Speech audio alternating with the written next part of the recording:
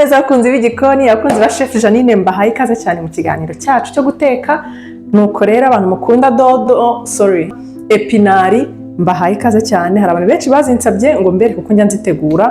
Nkunda iyo zirimo amagi, bituma abana bagira amatsiko yo kuzirya kuko ntago abana ari abakunzi b'ama epinari cyangwa ba dodo. Ubwo rero ndashaka kubibereka. Uko mbitetse ushobora no kubikora muri dodo, niyo mpamvu nikunda kuzivuga cyane. Imboga zose z'icyatsi ushobora kubikoramo. Ariko uyu munsi nje kubereka epinari. Nazitotoye ndazikata neza, ndazitunganya ngizi. Abana ntabwo bakunda kurya epinari, ariko iyo dukase dutoya byibuze babona duteye apeti. Hanyuma ndashyiramo karoti kugira tube dufite ibintu byose by'ingenzi. Nshyiremo igitunguru na puwaro na poivron, seleri na puwaro nk'ibisanzwe, inyanya n'amagi. Ndakoresha amagi 4 yonyine arabahagije. Nshimiye cyane abantu bakomeje gukora subscribe, abakomeje gukora share ku bantu babo bakabereka ibintu dukora. Rwose muri abagaciro, ndabakunda cyane, munyereka ko munkunda kandi ko mukunda ibyo dukora. Rero ndagira ngo ninginga abantu batarakora subscribe. Umaze kubona ko mfite views nyinshi ariko subscribe zikiri hasi, nibigaragaza ko umuntu arareba akihitira ntiyibuke gukandaho, kandi ni isegonda rimwe rwose. Ndakwinginze niba utarayikora yikore kugira ngo untere inkunga. Reka njye ku mashyiga mbere kuko nziteka izi mboga. Ushaka kuzirisha ibirayi, nkungiye ntetse ibirayi hariya ku ruhande.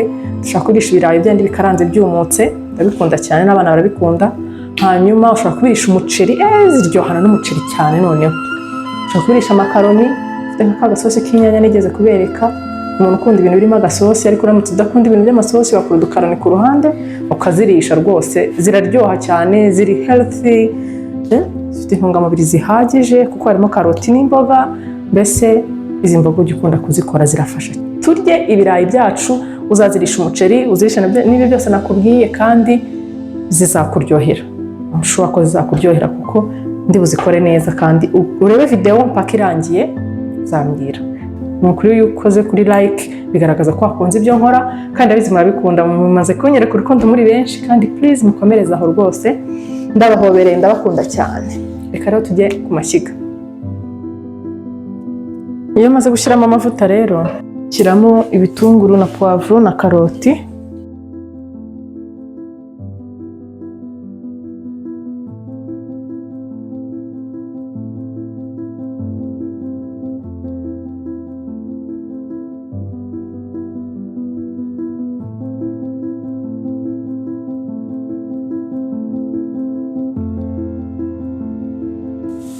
Ino safuriya yindi mfite hano ku ruhande, ngiye kubereka ukuntu ngenza ziriya epinari.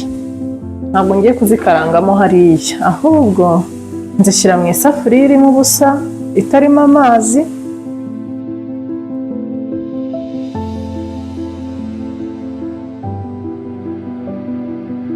Nkayishyira kuri ka kariro njya ntekaho umuceri kahari inyuma gatoya. Nta mazi nshyiramo, ahubwo ndashyiramo akunyu, ubundi zikubitwe n'umwuka zite zimera nk'izihiye ukuntu. Ubundi nze kuzishyira mu ntuze zimeze neza.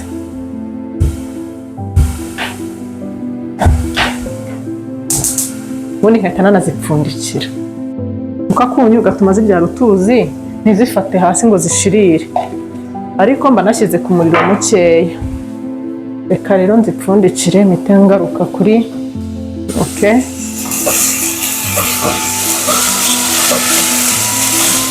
Narabizi ko mba nashaka ko izi mboga zanjye zishya cyane. Ngiye guhita nshyiramo za nyanya. Mbere yaho kamanze nshyiremo utu tuntu duhumuje, udupuwaro n'uduseleri. Abantu mudakunda umuhumuro wa seleri, ndabizi abantu benshi badakunda seleri, muzazihoreye mukoreshereze ibyo mukunda nka perisile, koriyandere, ibindi bintu mushaka mbese by'icyatsi. Igihe njya mbabona abantu munyandikira mumbaza ngo ese ngo ko njyewe ngo ntateruye ikongo ubwo nabiteka.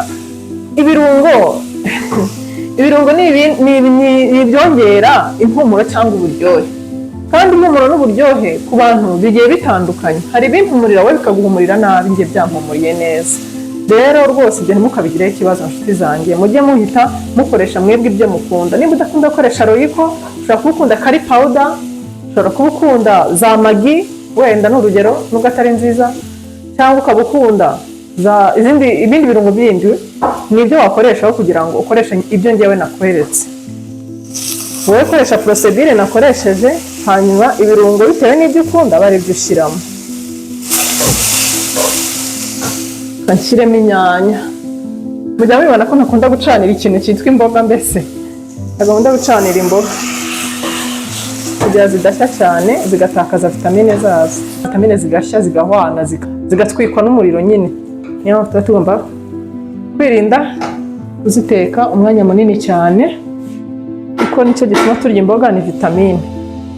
Reka ngire za epinari zanjye zatangiye kubitwa na kuka kandi zibyara n'utuzi kubera ka kunyu twashyizemo.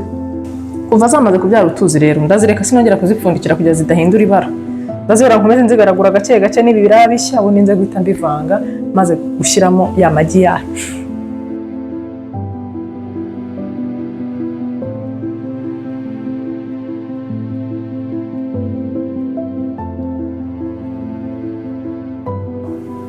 Mbibasubiriremo mu byumve neza ko uko epinari nazigenje.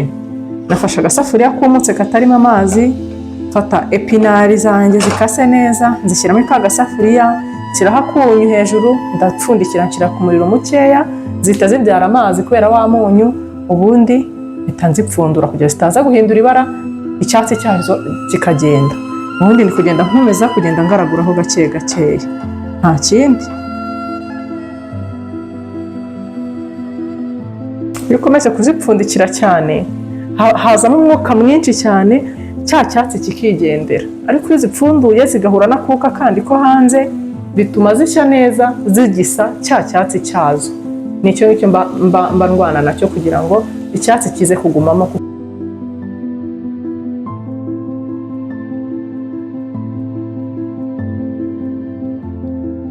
Ubu rero mfite agatungurusumu hano ngaha bansikuriye mu gasekuru, nkashyiremo nako. Ntabwo njya nkibagirwa mu bintu nibagirwa.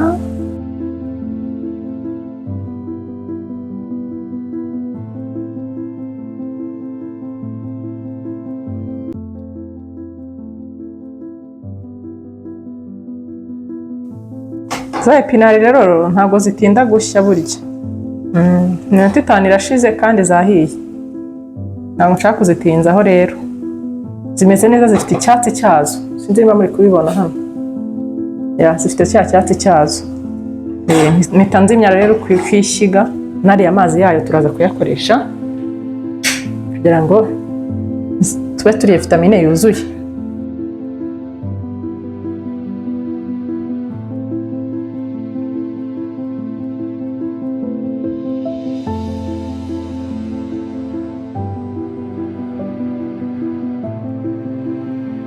Ubu rero aho bigeze aha, ngiye gufata izi mboga zanjye nzageze hirya, nsigemo akantu nsigemo umwanya wo kugira ngo nsukemo ya magi yanjye. Nakubise mu kaboro nane nyashyiramo hariya, sibyo? Nsa n'upfundikiramo gake, ngabanya umuriro. Nkubita amagi, imboga nkazageza ku ruhande, nkasigamo umwanya kugira amagi ajyemo, nkakubita amagi nkayashyiramo, nkapfundikiraho gato, nkahita ngabanya umuriro kugira ngo bidashirira. Hanyuma mu kanya ndabona kugaragura nyuma y'umunota umwe wenda. Yego. Hanyuma uturungo ngiye gukoresha ni uturungo tworoheje turi naturere. Ndashaka kwimenyereza ibintu biri naturere muri iyi minsi, namwe ndabibarekomanze rwose. Mureke dukoresha ibintu biri naturere. Ngiye gukoresha turmeric, black pepper n'ibyo. Nta paprika mfite ariko nayo twayikoresha, na coriandre. Ibyo birungo byose biri naturere. Paprika, turmeric na black pepper na coriandre, cumin, ibyo birungo byose ndi kuvuga, muscade, biri naturere byose. Cloves, cinnamon. Ibo nibyo tugiye kujya dukoresha. Twirinde za magi, twirinde za royco. Tugiye kwitoza kuba healthy total. Umunota umwe urashize. Urabona ko ya magi yatangiye kugenda yegerana, sibyo? Tugarure za mbogamo imbere gake, amagi ajye ku ruhande, sibyo? Dusuma buhoro ko twagabanyije umuriro, bimeze sawa, ntabwo ngaraguye, negejemo imboga nzizanyemo hagati gake gake, ndongera ndapfundikiye.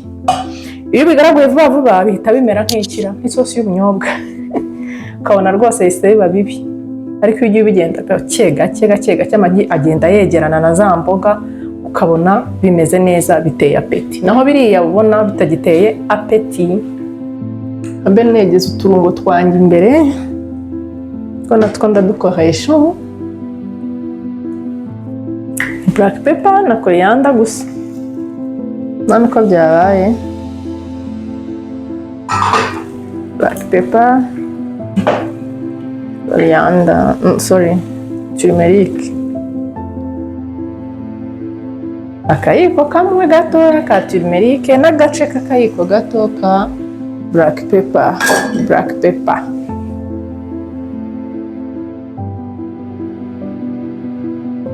Ndafata epinari zanjye nzishyiremo gake gake, na twa tuzi zabyaye twose ni dukeya ariko ntabwo ari menshi zabyaye, ko nakomeje gupfundikira cyane zita ziba nkeya. Mana yanjye wajya si wa mufungo wose yewe ziradutuburira kweri.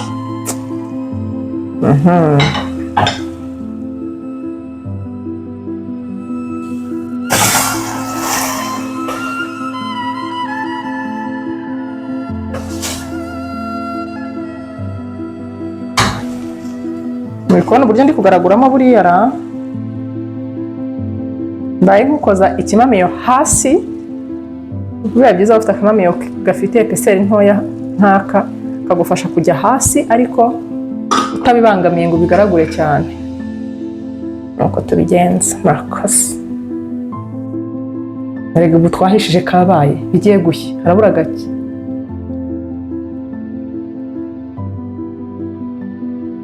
Noneho ubu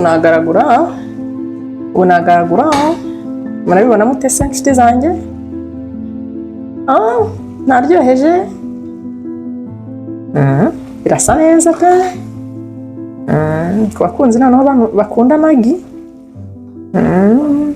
birasa neza cyane.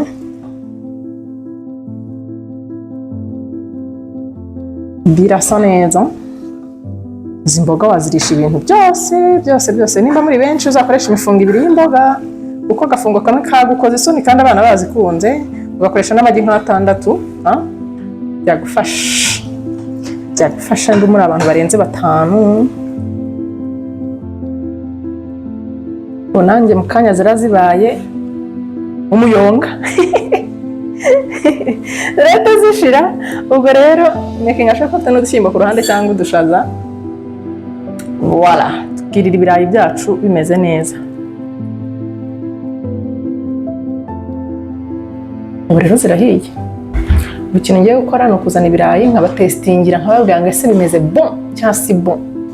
Sawa, turi kumwe rero. Tugiye kuri iki gutestinga. Reka mbatestingire rero, mbumvire uko bimeze, namwe muzamwumvire ibyo muzamwatetse uko bimeze, ubundi mumbwire muri comment ko byari bimeze. Reka testinge rero. Mukubona ko bisa neza ni ukuri. Kandi icya mbere ni ukuryoherwa mu jisho, ubundi ukaryoherwa no mu kanwa.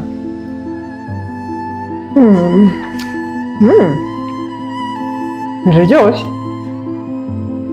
Kandi no ku kirayi, ibirayi muze mubiteka, no kubitogosa ugafata igitunguru n'agatungurusumu ukabikaranga neza, ubundi ukarisha ibiryo byose, imboga zose.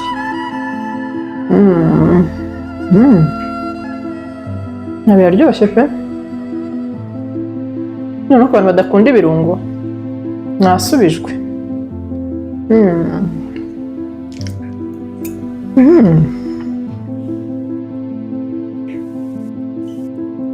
Birashyushye. Kuri bimeze neza pe, biraryoshye. Imboga zirumvikanamo, amagi. Everything is good. Biraryoshye, muzabigerageze muzambwira. Sibyo? Ndabakunda. Naho ubutaha. Bye bye, kajya kwirira.